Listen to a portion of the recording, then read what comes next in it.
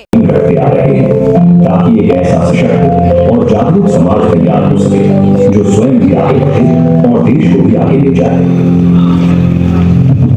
इसी सोच के साथ आगे बढ़ता है युग संस्कृति न्यास, एक ऐसा मंच जो समाज को जोड़ता है और हर व्यक्ति के जीवन में सकारात्मक बदलाव लाने का संकल्प रखता है, चाहे सड़क सुरक्षा और जागरूकता अभियान या शिक्षा, स्वास्थ्य और सामाजिक सुधार के प्रयास। युग संस्कृति न्यास हर कदम पर समाज के साथ खड़ा है। नुक्कड़ नाटक, सामाजिक गतिविधियां और जन जागरूकता के माध्यम से लोगों के जीवन में नई रोशनी ला रहा है। हमारा लक्ष्य सिर्फ बदलाव की बात करना नहीं, बल्कि बदलाव को साकार करना है।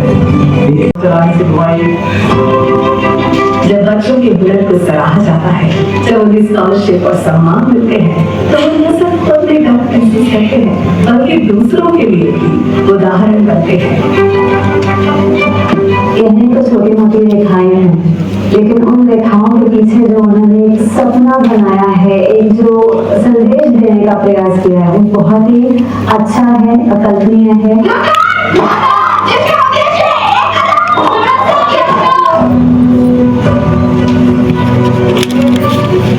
सिर्फ क्लासरूम का सीमित नहीं रहेगा, हमें नुक्कड़ों, गलियों,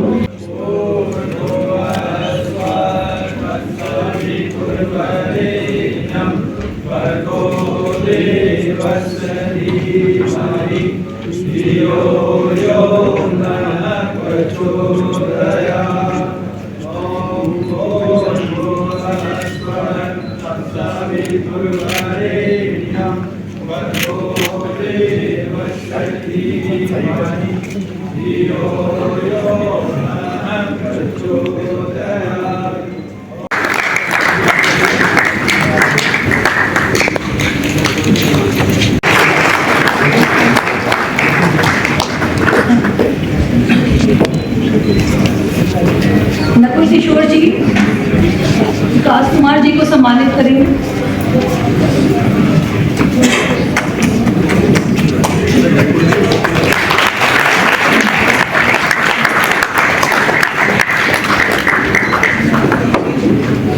एक बार हम लोग एमडी साहब परम आदरणीय विकास कुमार जी को सामूहिक रूप से सत्सम्मान ताली बजाकर उनका अभिनंदन और स्वागत करते हैं। घनश्याम गुप्ता जावेरी जी, जिनके बारे में पूर्व में चर्चा हुई, आप सभी अवगत हैं कि सुबह से शाम तक पूरा भारत माता और भारतीय संस्कृति के कार्यक्रमों में जो निरंतर प्रयत्नशील और प्रयासरत हैं, उनको एक बार जोरदार ताली से स्वागत करेंगे। तो ये कार्यक्रम की जो रचना हुई है, पुनः आपको संज्ञान में दें, ये कार्यक्रम मात्र 4 दिनों में आज आप तक पहुंची है और देश के बहुत ही शिखर पे उस श्रेष्ठ चिंतन वाले लोग टॉप पोस्ट पे बैठे उन लोगों के बीच में उन्होंने नाम चर्चा करने से मुझे मना किया है, इसलिए मैं नहीं कर रहा हूँ। उन हस्ती के और देश के जो उच्चस्थ पे बैठे हैं उनके बीच में हुआ कि सकारात्मक सोच, सकारात्मक कार्य और ये पद्धति कैसे विकसित हो, क्या करें, समाज की कैसे भागीदारी हो, तो उन लोगों में ये बनी उनकी प्रेरणा से। तो आप गहलोत साहब का भी उसमें बहुत बड़ा योगदान है, उनके लिए एक बार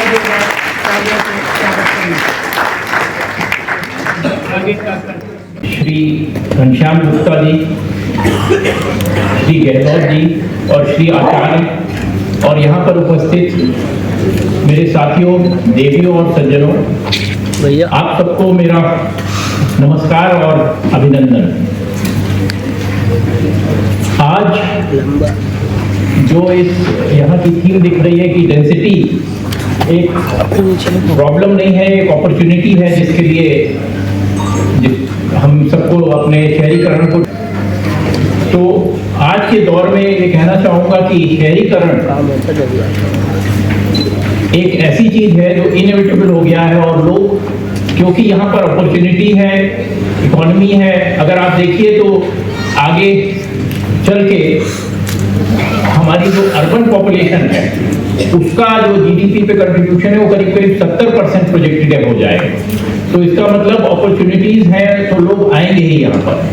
अब करना क्या है, उसके लिए हमें इंफ्रास्ट्रक्चर और जो भी यहाँ पर उनको कोई पढ़ने के लिए आ रहा है, कोई बिजनेस के लिए आ रहा है, कोई और नए पास्चर्स के लिए आ रहा है, तो इन सब के लिए हमें अपने इंफ्रास्ट्रक्चर को मजबूत करना है हर डायरेक्शन में, और इसको बहुत ही संतुलित तरीके से करना है। मतलब ऐसा नहीं है कि किसी एक सेक्टर में हमने ज़्यादा इन्वेस्ट कर दिया, दूसरे में कम किया। सबको बहुत ही संतुलित तरीके से किया जाना चाहिए, जिससे कि लोगों को यहाँ पर शहर में रहने के लिए बहुत ही सहूलियत रहे।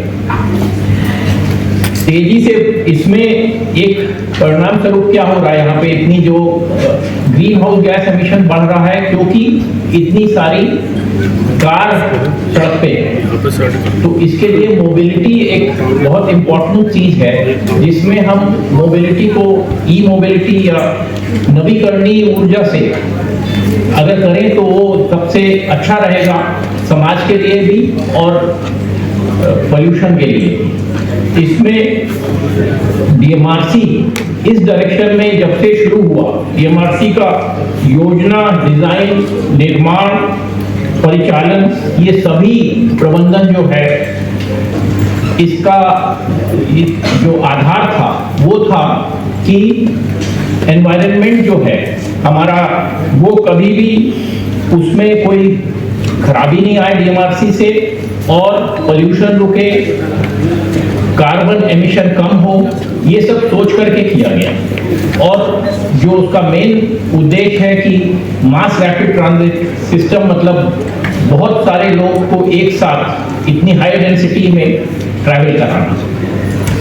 और 2002 में हमारा ये डीएमआरसी ने अपना ऑपरेशन शुरू किया, और आज करीब 2026 है, और हम लोग इस समय 416 किलोमीटर का नेटवर्क रन करते हैं एनसीआर में। और इसमें हमारे करीब अगर आप देखें तो औसतन 65 लाख यात्राएं रोजाना होती हैं। ये इतना बड़ा आंकड़ा है, लेकिन इसमें मैं कहना चाहूँगा कि हमारे जो भी कस्टमर्स हैं, जो कम्यूटर्स हैं, वो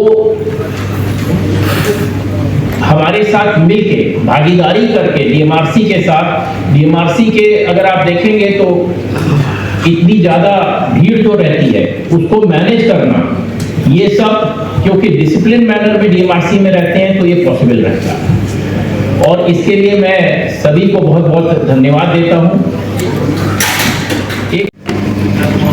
बहुत बहुत धन्यवाद सभी उपस्थित महानुभावों को, देवियों और सज्जनों, आप सभी को मेरा सादर प्रणाम। मंच पर उपस्थित इस कार्यक्रम के अध्यक्ष श्री धर्मवीर आचार्य जी, चेयरमैन युग संस्कृति न्यास, श्री विकास कुमार जी, जिनको अभी आपने सुना, he runs the lifeline of Delhi, the managing director of the DMRC, Shri Ghanshyam Gupta Jhaveri जी, श्री दीपक गहलोत जी, और इस सभागृह में उपस्थित वरिष्ठ अर्थशास्त्री, public policy expert Shri Arvind Varshney ji, और अन्य पदाधिकारीगण जो युग संस्कृति न्यास से जुड़े हुए हैं। यहाँ उपस्थित distinguished urban planners, architects, academicians, industry leaders, और यहाँ उपस्थित सभी अन्य अर्बन मोबिलिटी और जिसे इन्होंने नाम दिया exploring the density of the cities and the urban living spaces, उस सब से जुड़े और उसमें अपने अपना यथा योग्य कंट्रीब्यूशन कर रहे सभी महानुभाव। मैं सबसे पहले युग संस्कृति न्यास को बधाई देना चाहता हूं, जिन्होंने आज इस विषय पर एक चर्चा आयोजित की, जो आने वाले वर्षों में दिल्ली ही नहीं बल्कि भारत की दिशा तय करेगा। विषय है exploring density, an opportunity to reshape Delhi's urban future. और उस पर आपने दिल्ली मेट्रो के मैनेजिंग डायरेक्टर को, चेयरमैन को यहाँ बुलाया। आप लोग बधाई के पात्र हैं। हूं मेरा मेट्रो के साथ वैसे तो बहुत एक यूजर के नाते जुड़ाव है, मगर एक बात मैं आज आपके सामने बताना चाहता हूं, क्योंकि आज मैं दिल्ली सरकार को रिप्रेजेंट करने के एक मंत्री के रूप में कर रहा हूं, मगर मैं मेट्रो के बनने और मेट्रो के कंसीव होने का चश्मदीद गवाह, इसलिए I am very optimistic about metro. मैं इससे पहले कि अपना वक्तव्य कहूं, ये बात मैं आपको बताना चाहता हूं, और जो बात मैं आपको बताऊंगा उसका रिफ्लेक्शन आपको मेरे वक्तव्य में अवश्य मिलेगा। मदन लाल खुराना जी की 1993 में सरकार बनी थी, दिल्ली की भारतीय जनता पार्टी की पहली सरकार। मैं छोटा राजनीतिक कार्यकर्ता था। 1989 में दिल्ली यूनिवर्सिटी स्टूडेंट्स यूनियन के प्रेसिडेंट के रूप में अपना कार्यकाल खत्म करके विद्यार्थी परिषद के ऑल इंडिया सेक्रेटरी के रूप में फुल टाइम एक्टिविस्ट के रूप में काम करता था। मुख्यमंत्री के रूप में खुराना जी ने प्रवास किया डेनमार्क। वो डेनमार्क गए थे। डेनमार्क से आने के बाद हम किसी काम के लिए उनसे मिलने गए। बोले जल्दी बताओ जल्दी बताओ जल्दी बताओ, मुझे प्रधानमंत्री जी को मिलने जाना है। और उन्होंने मुझे कुछ दिन कहा दिल्ली की सेंट्रल मार्ग पर ट्राम चलानी है, ट्राम मेरे मीटिंग है, ट्राम चलेगी। और आप ध्यान करिए, ट्राम एक कॉस्टली अफेयर था, मगर मेट्रो का पहला चरण सेंट्रल वर्जों पे ही चला था। वहां से मेट्रो खुराना जी ने कंसीव डेनमार्क में कर आए थे। और उस दिन जब वो पहली बार मिलने जा रहे थे तो मैंने उनके श्रीमुख से कि आज दिल्ली में, और हम लोगों को सपना लगता था। और जब पहला त्रिनगर से, विकास जी मुझे मालूम नहीं आप कितना उस फेज को जानते हैं, त्रिनगर से पहला फेज चला था तो लोग अपने बच्चों को लेकर जाते थे, अरे आओ मेट्रो दिखाए, मैं भी गया था। तो इस तरह से जो मेट्रो बनी है, और आज आपने जब भी इस गेस्ट लिस्ट को सोचा होगा, आप सब बधाई के पात्र। दोस्तों, जब हम डेंसिटी को सुनते हैं तो सबसे पहले मन में क्या आता है? Traffic, congestion, pollution, overcrowding, infrastructure पर प्रेशर। और सच कहूं तो दिल्ली में रहने वाला हर व्यक्ति इन चुनौतियों को रोज जूझता है। लेकिन आज मैं एक सवाल पूछना चाहता हूं इस सभागृह में उपस्थित हर व्यक्ति से, क्या डेंसिटी वास्तव में ही समस्या है या फिर अनप्लान्ड डेंसिटी हमारे लिए समस्या है? मुझे लगता है इन दोनों में बहुत बड़ा अंतर है। अगर प्लानिंग सही हो, इंफ्रास्ट्रक्चर और पब्लिक ट्रांसपोर्ट अच्छा हो, तो वही डेंसिटी किसी भी शहर की सबसे बड़ी ताकत बन सकती है।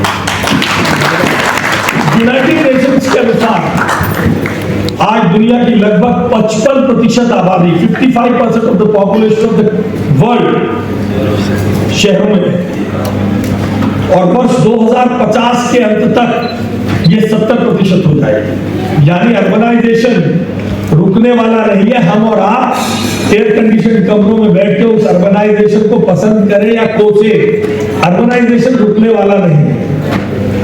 इसलिए सवाल यह नहीं है कि हमारे शहर बढ़ेंगे या नहीं, सवाल यह है कि हमारे शहर किस तरह बढ़ेंगे। अगर हम दुनिया के सफल शहरों को देखें, सिंगापुर, टोक्यो, हांगकांग, बार्सिलोना, इनमें से कई शहर दिल्ली से ज्यादा डेंसिटी पॉपुलेटेड है। फिर भी वे दुनिया में सबसे लिवेबल सिटीज में गिने जाते हैं। क्यों? क्योंकि उन्होंने सिर्फ बिल्डिंग नहीं बनाई है, उन्होंने प्लानिंग की है, उन्होंने पब्लिक ट्रांसपोर्ट में इन्वेस्ट किया है, उन्होंने ग्रीन स्पेसेस को बचाया है, उन्होंने टेक्नोलॉजी और गवर्नेंस को दोनों को एक साथ लेकर अपनी आबादी को संकलित करने का काम किया है। और सबसे महत्वपूर्ण बात यह है, उन्होंने भविष्य की जरूरतों को ध्यान में रखकर शहर बनाया है, और केवल छोटे भविष्य की जरूरतों को नहीं। इसलिए आज जब दिल्ली में हम कई विषयों की 27 साल बाद हमारी सरकार आई है, तो जब हम प्लानिंग करते हैं तो हम फायर की लड़ाई 25 साल बाद दिल्ली कैसी होगी उसके हिसाब से फायर के इंफ्रास्ट्रक्चर को तैयार करने की हम बात करते हैं। पानी को, दिल्ली के स्कूल्स को फ्यूचर रेडी बनाने के लिए हम 25 साल 50 साल आगे की प्लानिंग करते हैं श्री नरेंद्र मोदी जी के मार्गदर्शन में। और यही हम सबको इन राज्यों का, इन कंट्रीज का जिनका मैंने जिक्र किया, उनसे सीखने की जरूरत है। प्रॉब्लम डेंसिटी नहीं है, प्रॉब्लम पुअरली प्लान्ड डेंसिटी है। आज अर्बन डेवलपमेंट का मतलब केवल सड़कें बनाना, इमारतें खड़ी करना नहीं है। आज अर्बन डेवलपमेंट का मतलब है ऐसे शहर बनाना जहां लोग आसानी से रह सके, आसानी से काम कर सके, आसानी से यात्रा कर सके, जहां उन्हें क्वालिटी ऑफ लाइफ मिले। इसलिए आज अर्बन प्लानिंग में टीओडी यानी transit oriented development, mix land use, walkable neighbourhood, sustainable mobility और फ्लोर एरिया रेशियो जैसे विषयों पर गहन चर्चा हो रही है। हम अक्सर फ्लोर एरिया रेशियो की एफएआर संस्था या किसी एक सरकार के पास नहीं हो सकती।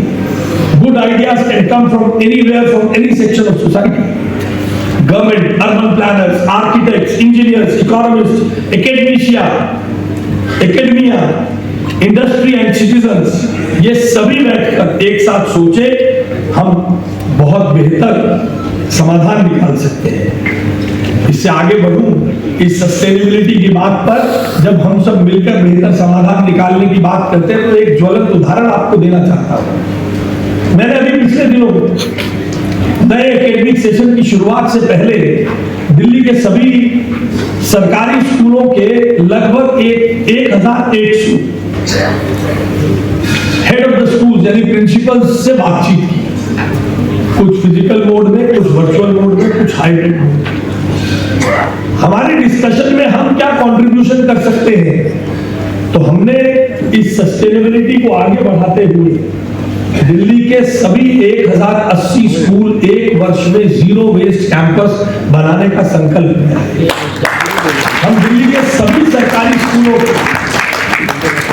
इस कमरे में बैठे लोग जिनको थोड़ा तथाकथित रूप से निम्न मध्य वर्गीय या जो थोड़ा सभ्य शब्द यूज करना चाहते हैं अंग्रेजी में, नॉट सो प्रिविलेज चिल्ड्रन, उनको हम ये थॉट देना चाहते हैं कि जीरो वेस्ट के साथ आपका कैंपस है जिसको वो आगे अपने घरों तक लेकर जा सकते हैं। जो किसी भी शहर को आज अगर स्वच्छ भारत सफल हुआ है तो जन भागीदारी के कारण हुआ है। आप में से बहुत लोगों को शायद ऐसा एग्जाम्पल आया होगा, पुराना दौर था, अंकल चिप्स का पैकेट खा के लोग बाहर फेंक दिया करते थे, अब बच्चे रोक देते हैं। आप में से अनेकों के बच्चों ने अपने अपने गाड़ियों में आपसे कोई छोटे छोटे ट्रैश बिन्स रखवाए होंगे।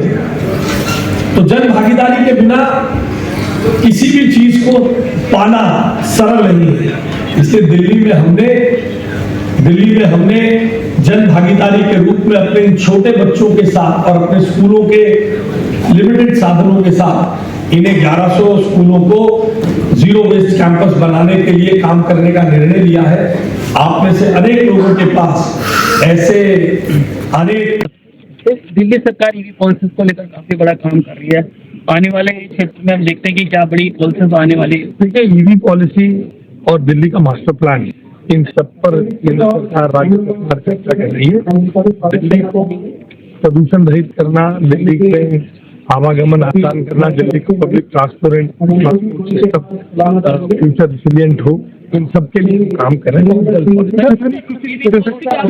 आज का जो प्रोग्राम रहा और मास्टर प्लान जो 2021 है, इसमें क्या कुछ बदलाव होने इसी तरीके से विचारक मिले, इस क्षेत्र में काम करने वाले लोग मिले, एक्सपर्ट्स मिले, अर्बन प्लानिंग और डीकंजेशन पर बातचीत होगी, तभी सस्टेनेबल सॉल्यूशन देंगे। पॉलिसी बनाना सरकार का डोमेन हो सकता है, मोनोपोली हो सकती है, मगर अच्छे आइडियाज जो है वो कहीं से भी आते हैं। आप